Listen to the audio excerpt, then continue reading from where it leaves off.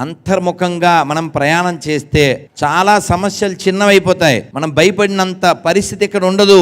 ఇవాళ నీకు చాలా పెద్ద భూతంలా కనబడిన సమస్య మర్నాడికి దూదిపింజ అయిపోతుంది అంతర్ముఖ ప్రయాణం చేస్తే. అందుకని సృష్టిని మార్చగలమా?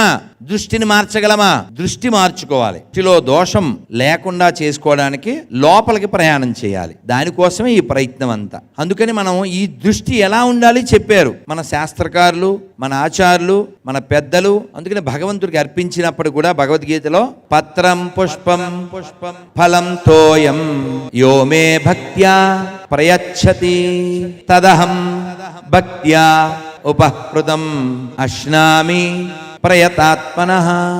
అంటే ఏమడుగుతున్నాడు భగవంతుడు అక్కడ 9వ అధ్యాయంలో? ఇవాళ 26వ తేదీ 26వ శ్లోకం. పత్రం, ఒక తులసి ఆకు. పత్రిజీ పుస్తకం ఫేమస్ బుక్ ఏంటి? తులసి దళం. చదివితే బలం.